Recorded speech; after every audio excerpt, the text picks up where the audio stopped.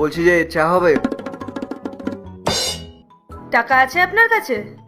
হ্যাঁ আছে। তাহলে অবশ্যই পাওয়া যাবে। আচ্ছা, 10 টাকার চা দেবো না 20 টাকারটা? মানে? মানে 10 টাকারটা নর্মাল আর 20 টাকারটা একটু স্পেশাল চা। আমাকে ওই 20 টাকা চাটা দাও। আচ্ছা ঠিক আছে, এই নিন। ওইদিকে যে কোম্পানিটা দেখছো না, আমি ওখানে জব করি। আমি না মাসে 35,000 টাকা স্যালারি পাই। তোমার মতো চা বিক্রি করি না। সম্মান দিয়ে কথা বলো আমার সাথে। কি বললেন আপনি? সম্মান? মাত্র 35,000 টাকা স্যালারি পান, তাতে আবার আপনার সম্মান চাই?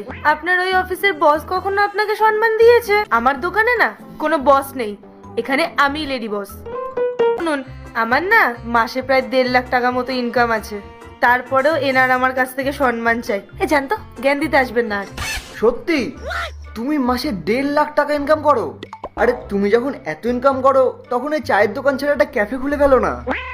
আসলে কি বলুন তো, আমি না শো অফ করা পছন্দ করি না। আর তারপরে আবার একটা ক্যাফে খোলো, সেখানে আবার নতুন একটা ছেলেকে কাজের জন্য রাখো, ও অনেক হেডেক। আমার তো এটাই ঠিক আছে, সকালবেলা এসে দোকান খোলো, সন্ধ্যাবেলা দোকান বন্ধ করে বাড়ি চলে যাও। যা প্রফিট হবে সব নিজের পকেটে। বিজনেস করে খাই, টাকা বাঁচাতে আমি ভালোই জানি। আপনি এক কাজ করুন না, আপনি একটা চায়ের দোকান খুলে নিন। হ্যাঁ,